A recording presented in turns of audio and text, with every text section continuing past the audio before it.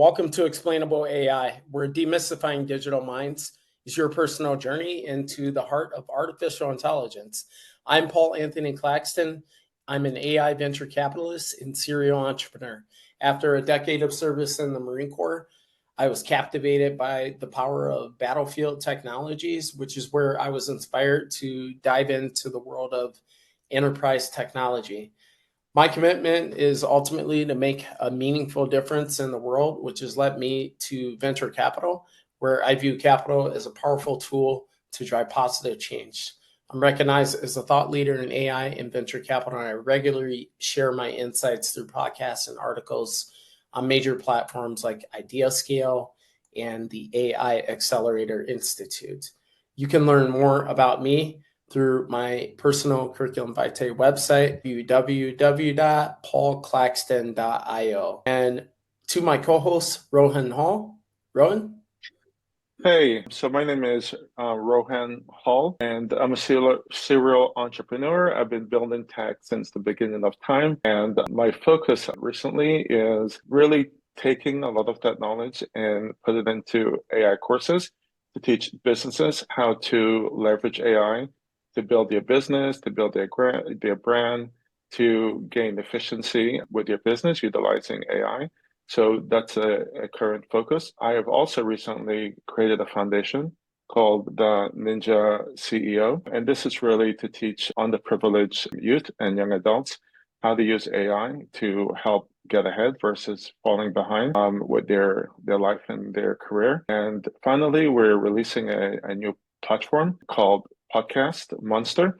And this is really cool. It's really allowing podcasters to have a new distribution system using AI agents to take their podcast and put it out into the world.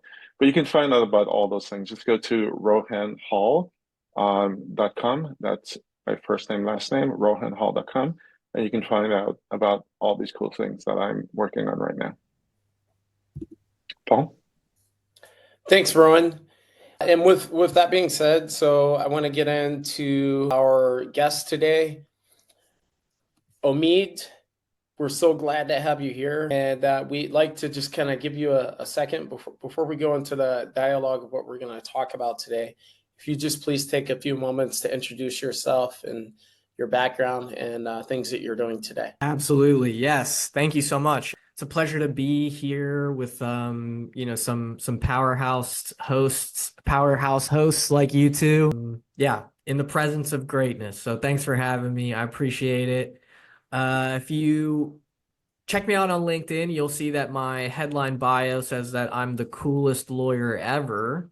And oftentimes people will ask me why I'm the coolest lawyer ever. And, there's a lot of different reasons. One reason is people have always called me the coolest lawyer ever.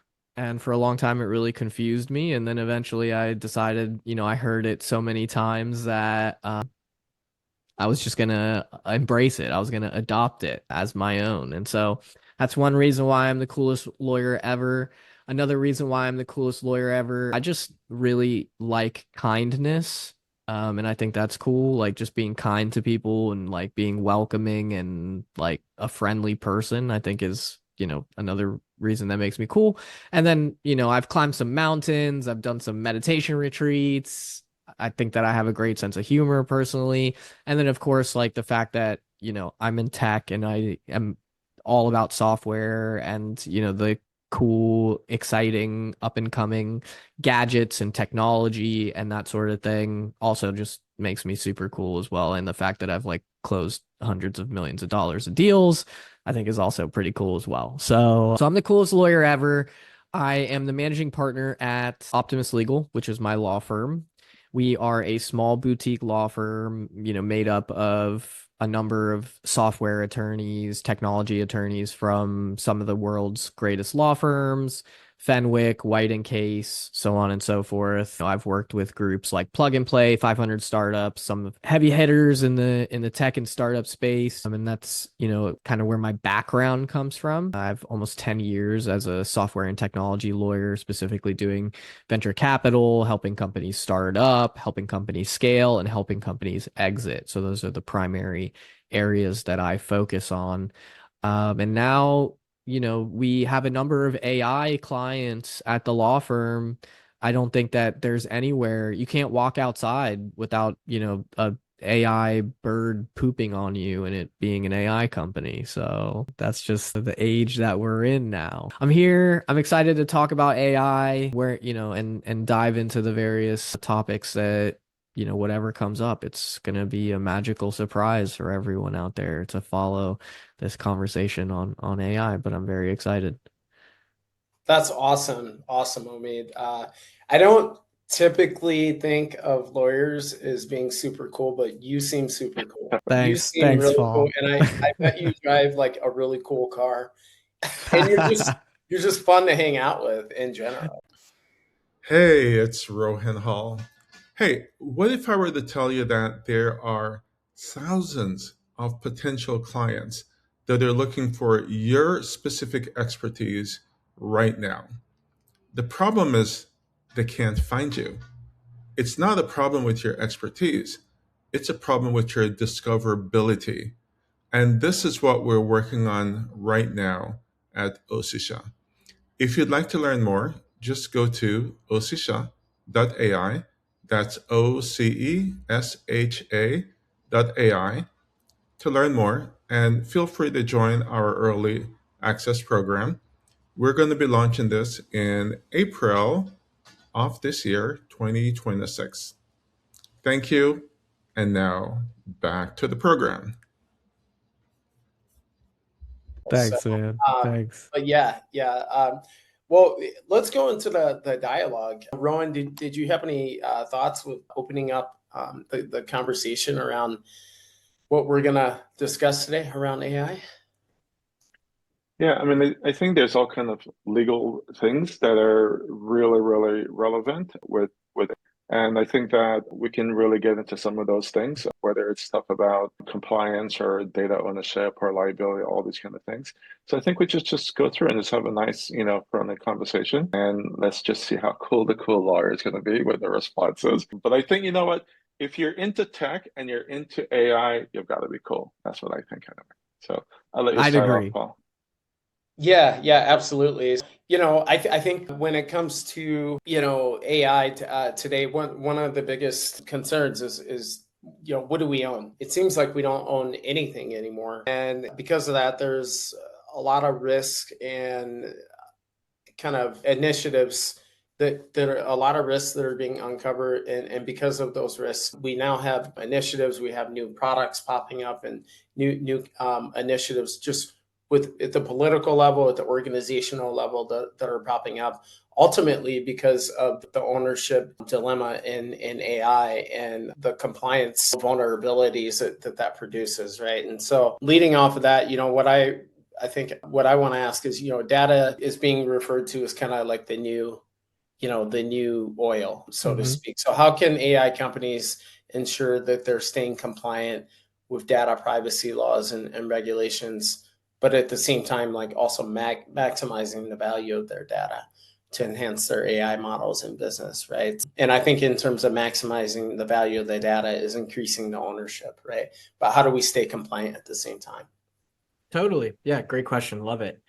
Yeah, I mean, data is 100% the new oil. We're seeing um, companies be able to leverage data to increase their profits, specifically by like modeling human behavior, like we saw with the Cambridge Analytica case with Facebook. If you guys are familiar, it was the big scandal that put Zuck under the microscope, and he caught a lot of heat that ultimately resulted in like this kind of cool guy transformation that we're seeing with Zuckerberg, interestingly enough. But yeah, to answer your question, the most important thing for companies with respect to compliance is just making sure that they follow the laws with respect to data collection. And one of the primary, the number one requirement to follow any of the laws, any of the data protection laws, is explicit consent. You need to, be obtaining user consent from people when you are collecting their data. They need to be consenting to the collection of their data. I think that right out the gate, I don't I don't think there's a way that you can run a software company that is collecting data from people and you not get people's consent. That's like, one of the easiest ways to run afoul of success in general. I think another really important compliance aspect with respect to data that's going to be quite important, especially for GDPR, is data usage. You can't say that you're going to use the data for one thing and then use it for another thing. So you actually need to be very clear with explicit consent, making sure that you're getting consent from people to collect their data. Then you need to be very clear about how you're going to be using that data and strictly comply with that data usage that you say that you're going to use that data for. Other things that companies need to be aware of as well are things like anonymizing the data, pseudonym are also essential for maintaining compliance as well. And with respect to like training AI models, that's going to be important as well. Actually, there was, when GDPR was rolled out, Google actually got hit with a $50 million fine for non-compliance with GDPR specifically. And so, it's not something to be toyed with. It's not something to be played with. There are actual real risks for companies in data collection. It can cause quite big problems for them. Sometimes the fines that they can face are as large as 4% of world global revenue.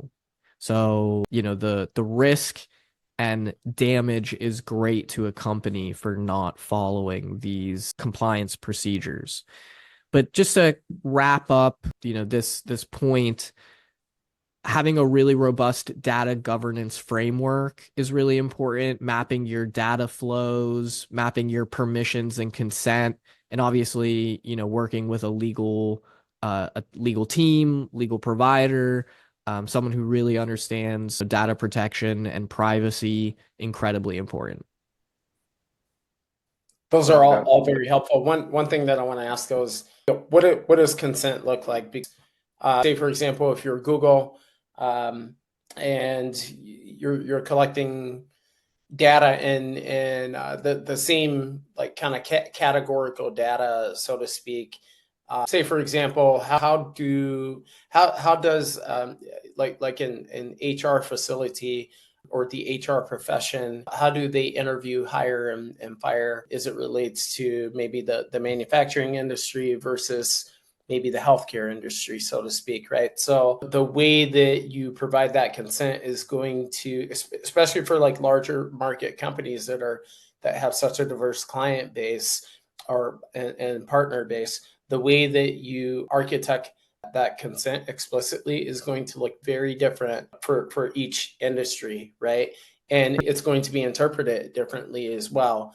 So what does that consent look like? Is that a disclaimer that we click on, or is that some kind of, is it in a fine print? Is it something that we read on a website, et cetera? What does that look like? Yeah, great question. So, I mean, the most typical way to obtain consent, is going to be the click wrap agreement. The click wrap agreement is when you go to create an account with whatever platform provider that you're wanting to sign up with, a requirement of registering your account with that provider is that you have to agree to their terms of use. And the big complaint that everyone always has is their terms of use are like 100 pages long. No one reads it. But that's usually the easiest way to obtain consent, is making it part of your user flow at the time of registration. And to answer your question, I wouldn't say that it's necessarily different industry by industry. There are just some industries that are more highly regulated with respect to data collection than others. Obviously, healthcare, is the one that comes top of mind as a result of HIPAA, as a result of the HIPAA protections, which are very specific protections that apply to personal information. So very helpful. Yeah, you could go really deep with the stuff you just talked about. I'm coming from the blockchain world, and so many people that I know will just not even put their data anywhere anymore. And so, because one of the big issues is ownership, right? So who owns it? So Europe tried to, have an impact with GDPR, which American companies just don't care about for the most part, unless, they feel that they have European, customers, unless you live in California where you have The CDPA, is CCPA. it called? Yes. CCPA, yeah, Yeah. which is really a copy of GDPR. So there's a data privacy thing, but there's a data ownership thing, right? And so that's one of the things that we're seeing more and more concerns about is that who really owns the data, right? And so this is where like the terms and conditions just kind of like go a little bit wacky, that nobody reads. So my question regarding that is, with the AI system increasingly rely on vast amount of data, how should businesses ethically handle data ownership? And I mean ownership, not just, the normal like stuff. Who owns it? Do I own my data? How can I own my data, right? Does GDP help you with data ownership, or is it just kind of like how you can use the data, right? There's a difference, right? And there are more Yeah. and more applications that I see are evolving now to have that, that to have a greater control of their data versus automatically giving ownership of the data to these companies. So what's going on in that space, and how can consumers protect themselves, and what's the legal and ethical ramification for businesses Well, for the ownership layer? this is a really big conversation, Rohan, because while we say that data is the new oil and, companies are profiting off the data, I think that the people out there, for the most part, there's like a resignation with respect to the fact that our data is being exploited. And I think that people, because the terms and conditions are so long and there isn't really a clear solution for the consumers who like are the suppliers of oil pretty much to actually protect their data from being exploited and monetized.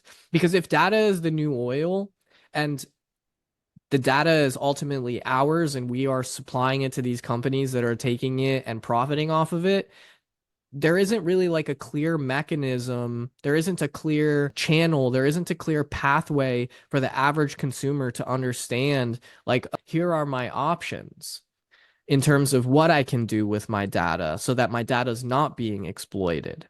There really is no solution for the modern consumer right now for them to participate in this data market. They're just out there giving their data away. Well, there are solutions being built. Like I know of different companies that are working on that to have more decentralized ownership of data, and where you'll be able to actually own your data, control how the data is used, control the monetization of the data. So those things are being built right now. But for the current state of things, where the large, especially Silicon Valley companies, by default control the data, what are the ethical responsibilities do they have? And also, try to follow GDPR. Just kind of curious myself, because I don't think they do. Well, so the large companies, I mean, have whole data and privacy teams that, there usually is a data protection officer that has to be, situated in a GDPR country or, wherever the data protection laws are applicable. And I think that the large companies, like, to answer your question of do they actually follow GDPR, I think the risk of not following GDPR if you have European customers is so great that I think that the big companies, as we saw with Google, for example, being hit with the $50 million fine, which ultimately for Google, like, isn't that much. Like $50 million is kind of a drop in the bucket for Google at the end of the day. But at the same time, I would imagine that they don't want to be paying $50 million fines too regularly. There is incentive in the form of a stick, as in they'll, get hit with a stick if they don't follow GDPR. So the big companies, I think, do really make a concerted effort to comply with GDPR for the most part. Are they in 100% compliance with the requirements of GDPR? I have yet to find any company that is 100% in compliance with any or all of the law, any law. So that's just not the nature of how things work. But I do think that for the large companies, they obviously have great incentive to, follow some level of compliance with GDPR to keep them off of the radar of the regulatory agencies. That's what I to answer your question about whether, the big companies follow GDPR. And then the ethical considerations. Yeah, I mean, it's interesting. There's like big conversations here. I'm of the mind, and I'm curious what your guys' thoughts are. I think that the most important thing is that companies are clear about what they're going to do with the data, how they're going to collect the data, and it's up to the customer. Listen, I said that there aren't many pathways for customers to know how to have ownership over their data, but there is a very clear pathway. The pathway is this. If you don't want your data to be collected, you don't use the platforms. Like that's the easiest way to retain control over your data. There's no way that you can use any of the large platforms and not give them your data. So you really only have the option of not participating, not engaging, not being a part of those platforms if you want to protect your data. So right now, that is the clearest pathway at this point in time. And I think the ethical considerations of the businesses are, listen, we're a company, we want to be competitive. Data is the way that we do it. And so if you're going to play on our network, this is what we're going to do with your data. This is how we're going to use it. Having auditable processes, and making sure that the data is protected, and having those multiple layers of protection that are necessary, to protect against hacks and so on and so forth, leaves the ball in the court of the customer to know that if I'm on this platform, my data is going to be collected, and this is how it's going to be collected. And by participating, I consent. And I think that is the ethical obligation of the company personally. What are your guys' thoughts?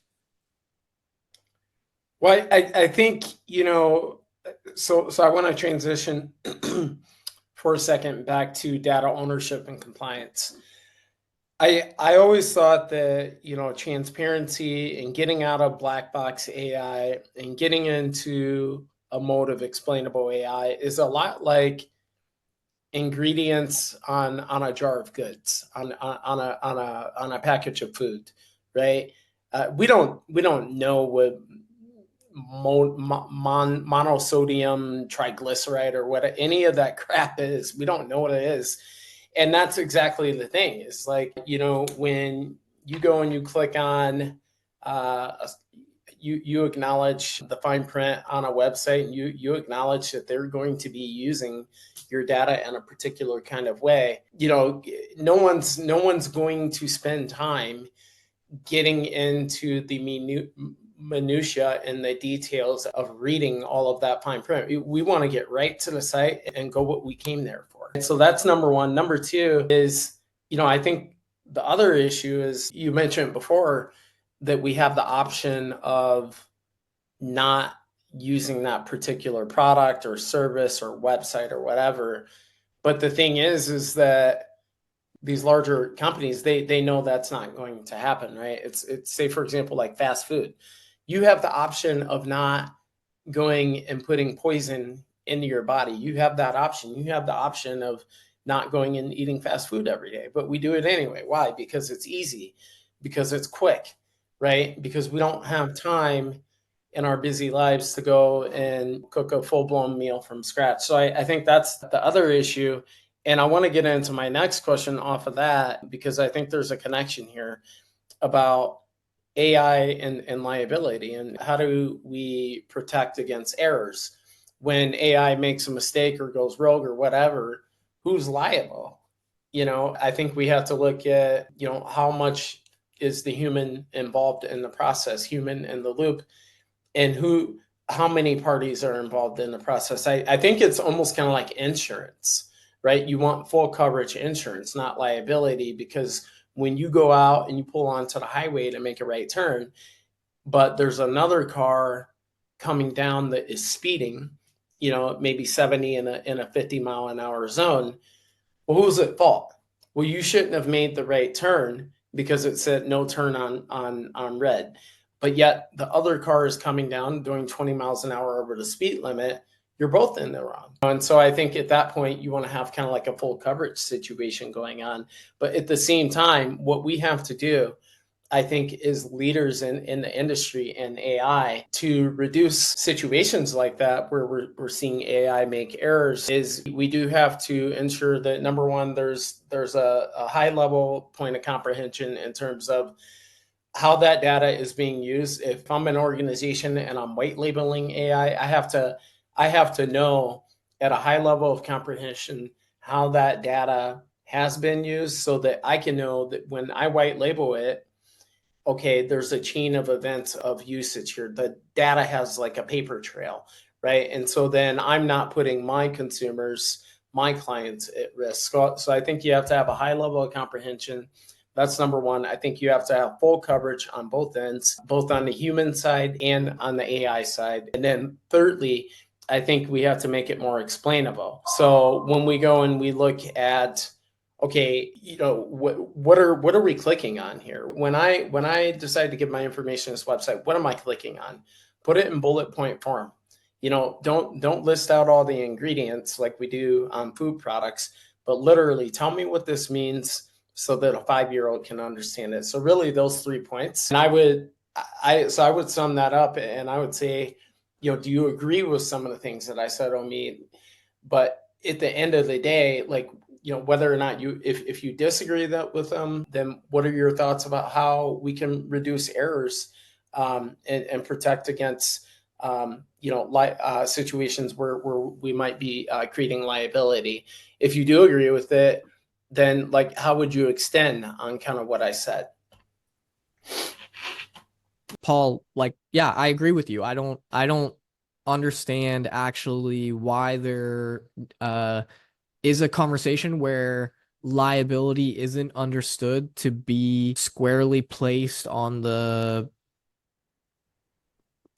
creator of the product. It's like, okay, let's take the example of an autonomous vehicle. We're seeing, I don't know if you guys have heard this or not, but like Waymo in San Francisco has been running over pedestrians. Was it just one time or more than one time? I know for sure it was one time. Uh-huh. I think it might be more than one time. Don't quote me on it. I know for sure it happened one time.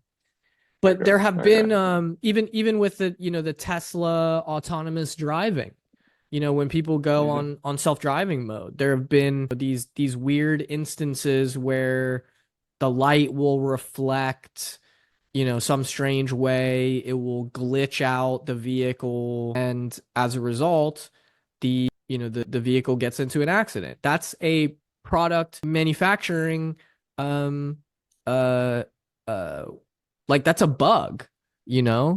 If you hire someone to build your house and they build the roof of your house faultily and the roof of your house falls on your head, the person who built your house is going to be liable for the shoddy work that they did in building your house. If you go and you buy a car and the wheels of the car fall off and you cause, a 10-car pileup and there's a manufacturing issue, the manufacturer is liable for the issue it's simple product liability. I think that this is no different. I think that the liability is and the onus is on the person who's creating the product. And so if you're putting a product out there and that product is causing harm and is causing damage, whether it's, misdiagnosing or, it's causing accidents or it's, leading to like poor financial results as a result of this product that you created, then why wouldn't the liability be on you? It's important, and it should be, because it's a great responsibility to create these products. A lot of people are relying on them. And so companies, I'm very company friendly. I'm a business lawyer and I represent businesses. And I feel like it's important the product that you're putting out there, you should be confident in the product that you're putting out there. You should put it out there acknowledging and recognizing that the necessary time, effort, and energy has been spent to getting this product to a place that you know that you can take it to market. So that's what I think. I think I'd follow up with that so I teach businesses how to use AI, right? And one of the Mm-hmm. things I've learned is that most people have no clue what they're doing, right? And so every time I hear somebody talk about hallucination, 99% of the time is that they just don't know what they're doing. They're writing terrible prompts. They're not educated with that. And I always use the example of when I was really young, a teenager or something, there was a TV series called The Greatest American Hero. There's this fuzzy blonde haired guy that an alien gave him a super suit, and he couldn't figure out, he didn't know what to do with it, but he knew he had superpowers. And I think one day he was falling off a building, he was like, "Ah!" And then he was like, "Oh my God, I can fly." He kind of figured out he could fly halfway. And then he was trying to stop some robber or something. He was like just behind the guy. And they started shooting him like, "Oh my God, I'm bulletproof," right? And I kind of look at AI as that, where we all have this new superpower, right? But people don't know how to use it well and they get into trouble. And then they blame the AI, okay? Or they may blame the product that use that AI. So I think the way that I would have a follow-up question from what Paul was saying is that if um, in those situations where a customer is contracting an AI company, like I have Mm. an AI company, we make sure we're covered, right? But is that something that should be in the contract then to say, hey, we do what we're doing, but you need to do it the right way? Or, I mean, should there be something structured in a contract to clearly state who is, because it could be, is it the end customer? Is it the product? Is it the model? Like, for example, we use OpenAI stuff in some of the products that we're building, and sometimes it just flakes out. And it just does, right? Is it their fault if somebody's making a decision based on something that I'm building, that I'm relying on that? So they're like multiple parties. So from a legal point of view, how should those agreements be structured then? Who's really at fault with that? That's a great, I love the way you just parsed that, because while the company should be responsible for the product, they obviously can't be responsible for people relying on the outputs of the AI, because obviously the outputs of the AI are it's related to the user, right? So as you pointed out, like if the user doesn't know how to prompt the AI, then the output that is going to be given, it impacts the output.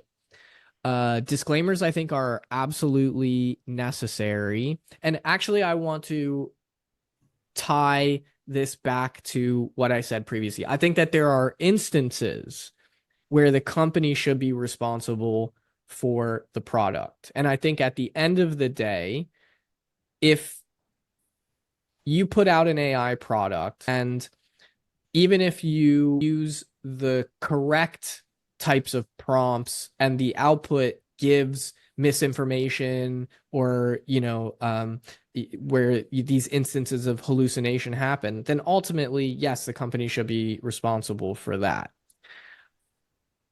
I think that there is, as Paul pointed out in his example of, the person doing the right turn at a red light and then someone speeding and crashing into them, there is some shared liability there. And I think AI companies, already disclaim a lot of the outputs. There always is some sort of disclaimer that says, like, hey, this information may or may not be accurate. Always make sure and double check, fact check, the outputs of this artificial intelligence system. So those disclaimers exist. And then I think on the company side as well, any prudent company that works with legal counsel is going to have things like limitation of liability, for example, in their contracts, so that if something were to happen and a person were to be damaged by relying on the output of the AI, the amount of damages that person can collect from the company is going to usually be limited. Typically, the limitation is like whatever the contract value is or whatever has been paid in the last 12 months, for example. And so to answer your question of should companies look to protect themselves contractually, through disclaimers, absolutely 100%. And then also making sure to use things like limitation of liability clauses in their contracts will help limit their liability for any damages that may arise. But I still do think it's important in the instances like with these like self-driving cars and things like that, that's not user error. That's like 100% just programmatic issues. Or if it like results in a misdiagnosis, for example, in the healthcare instance, yeah, I think liability there is much clearer as opposed to, some user prompting some AI platform and getting an output that results in damage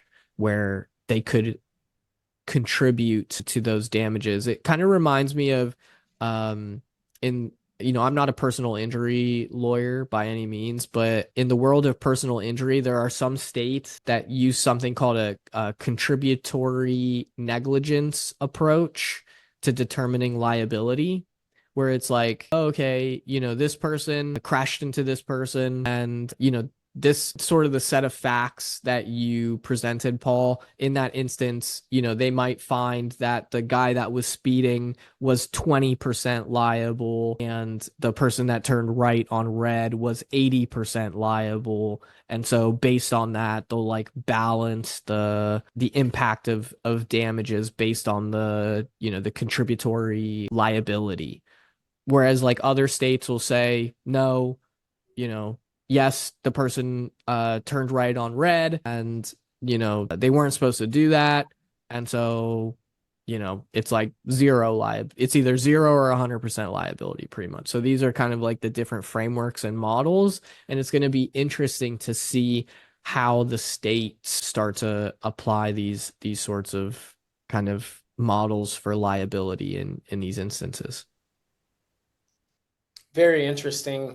I think, so what we're trying to do right now, there's a mix of efforts to move AI forward. And part of that is capitalism and part of it is consumerism, right? But you can't have one without the other, because in order for capital AI to exist in the form of capitalism, we have to consumerize it. But in order to consumerize it, we have to get it into the hands of consumers, right? Which means that we need more computing ability. We need AI to be more sustainable. We need more data. We need more AI literacy, all those things. And because we don't have a lot of that, a lot of people are saying AI is dangerous. But at the same time, humans tend to be prone to negativity.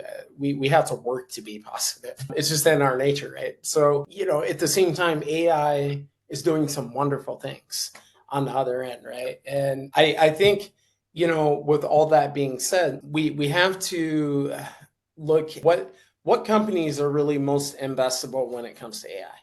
Right. And I think when you see, a fundamental technology like this, that's going to change everything from the top to the bottom in terms of how we live and work, you're going to see a lot of policy. You're going to see a lot of government involvement. And so, being a former Marine myself, I think it's important to look at what the government is looking to do with AI, what is happening at the organized community level, all the way from your local city councils up to the White House.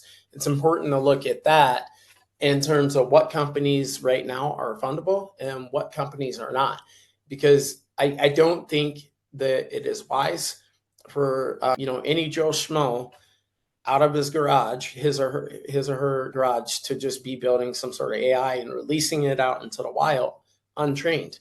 Like, I mean, it's insane. But that's what's happening. And so I think, if we want to look at reducing errors and some of the liability that the AI can create in the collateral damage, I do think that, it's important that some of these are funded from a dual use, dual tech type of approach. I think so. When I was in the Marine Corps, we used to test our weapons on what we call proving grounds. Proving grounds is nothing more than a large area of unadulterated land, uninhabited land, usually in the middle of the desert where you have clear skies. And we just drop bombs all day. And we would go out there in the desert and do these 2 to 3 month exercises and just drop bombs and play war games, And I think that's kind of what like AI is, right? We do that in a mock testing environment where we can just let AI run wild and it doesn't hurt anyone, but the government has the ability to do that. So with that being said, I think there's two sides to what's a fundable company. We can only regulate this at the organizational level so much when we're consumerizing it. What we have to do is we have to create laws, just like car companies are regulated in the way that they manufacture cars. But the real laws that govern how cars are managed in our society are on the road. They're on the road. And so with that being said, we have to look at creating laws for everyday people like you and me about what we're actually doing with AI, because I can go on Facebook, I can go on any social media platform, and I can see something that's not real, a celebrity that is having their likeness misused, and that should be illegal, but it's not right now. And so, I think we have to look at, okay, what's fundable, and if it poses a danger or a threat to us, then how do we maybe, move that? That's a powerful technology, but how do we release it in a phased model, in a controlled model when we don't have the regulations to do that, right?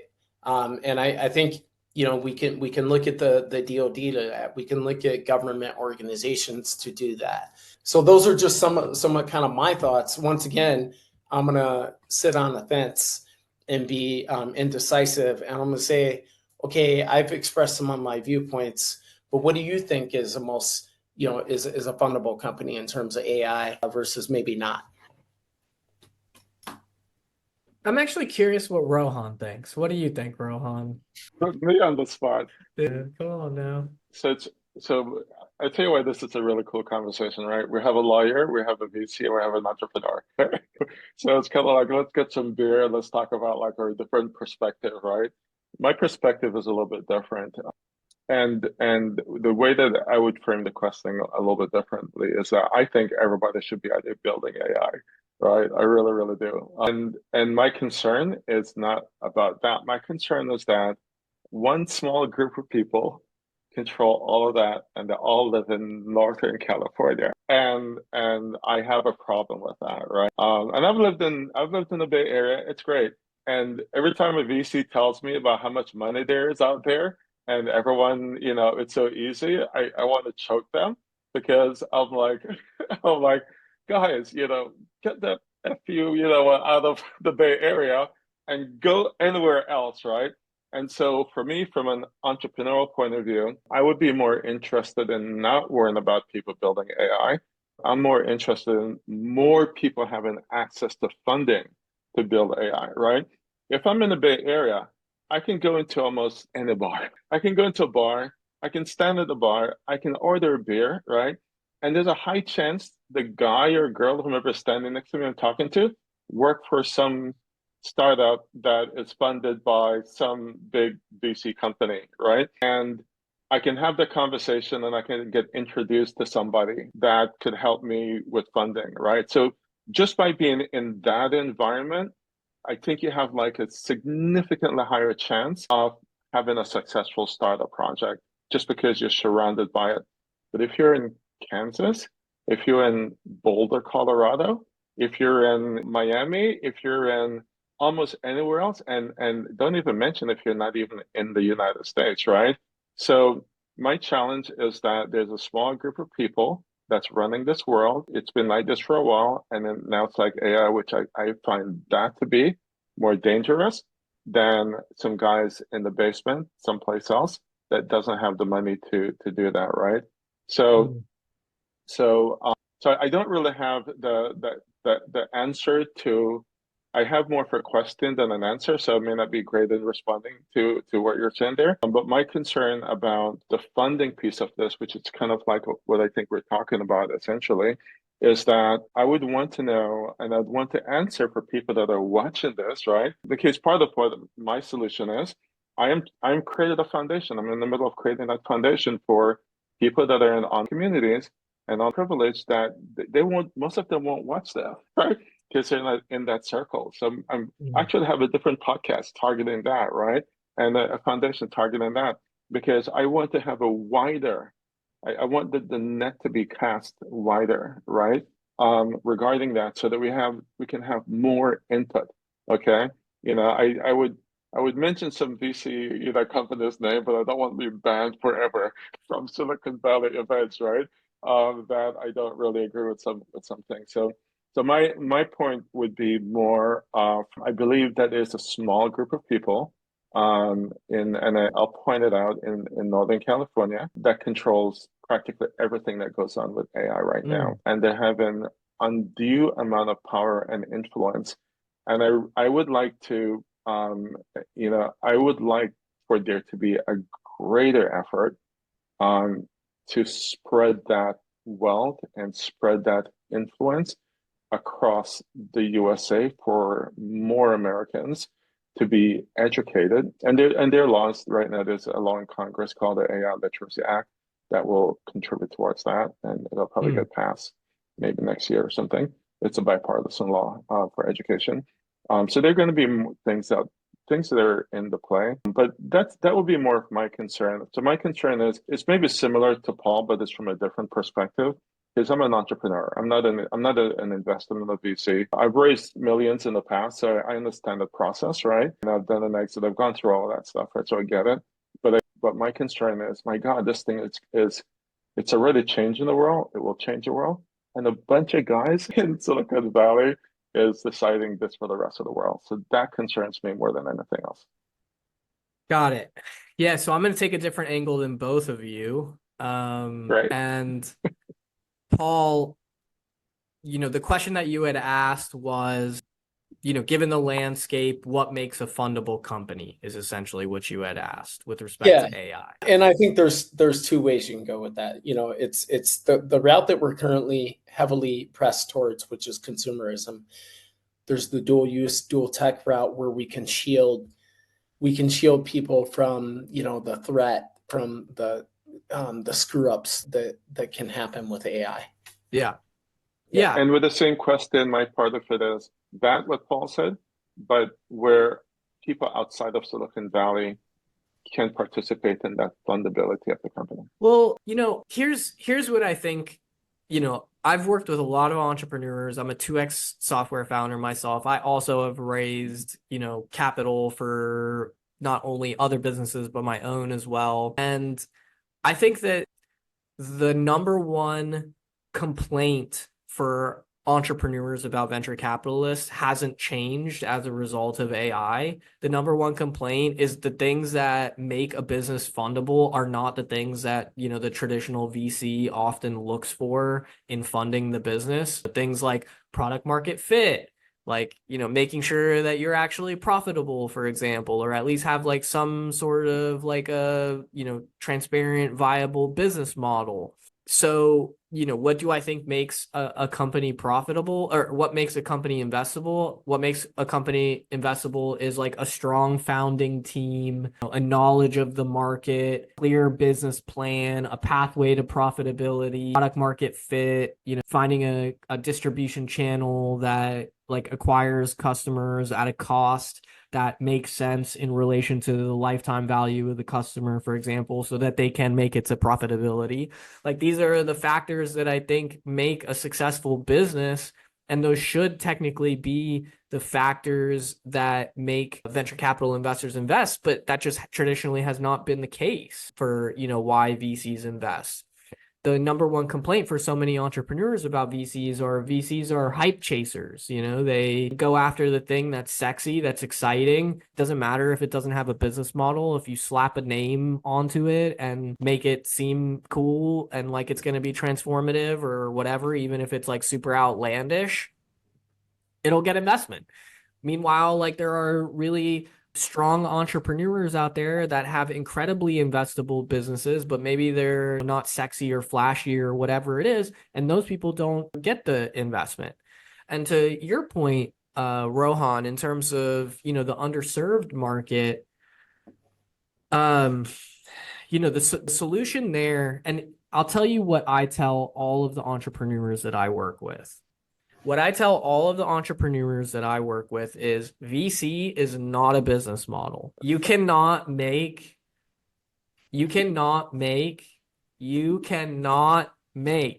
raising capital a condition to you creating or operating your company. You just can't. If you're going to operate that way, it's going to be incredibly difficult for you to be an entrepreneur. Now, I know that the space is unfair. Like the levels of equity in terms of how much equity people have in their capability to access available investment is not equal amongst, location, demographic, so on and so forth. Not equal by any means. That's why it's so important as an entrepreneur, like build a company that VCs like are begging you to invest in. That is the strongest place that any entrepreneur can be in. And I think access to capital is less important in those instances from my perspective, because it's like, cool, take your value proposition and go get, your first 100 pre-launch customers. And then you could take that to a VC and be like, hey, look, I got 100 people to pay me, $199, for an annual subscription to this thing that I want to launch. Now you at least have some validation. Do a crowdfunding campaign. There are various other ways to make it so that like VC is not a condition to running your company, and you can be successful as a founder where it's not so necessary for VCs to be a part of it, and it makes it substantially easier to access and break into the VC market if you wanted to. So that's like what I would say. And I'm curious, Rohan, I know you are passionate about this, so I'm curious what you would say. No, I totally agree with you, because I totally agree with you. And even the project I'm working on right now, I really have not looked at VC. I purposely not look for funding for this project because I've gone through that route before. And I do believe that if you are able to be really resourceful and you're able to, there are different ways you can build being quite resourceful and at a very low cost and still have something that people are willing to pay for. And it also gives you a chance to kind of like test your assumptions, right? And I've been going through that this year. Some things are like, oh my God, I wish I knew that, right? And I think that I do agree. I've been an entrepreneur for like more than a couple of decades, right? So I've tried all kind of things, right? So I think your answer was absolutely right on. I don't think it could have been said better. One example, I also teach people how to build, like founders, how to build tech and how to go find money and all of that stuff, right? Because I've been doing it for a while.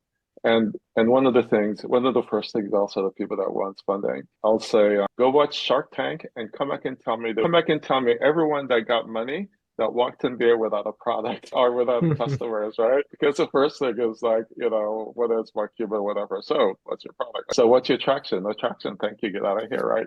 So I think there's some basic things, and I think if you can get there, I think you're right. I think investors are not risk takers, right? I think the surprising thing for a lot of people, you think investors are risk takers. They're the most conservative financial people that I've ever met, right? And so their thing is, get rid of all the risk, and then I'll talk to you, right?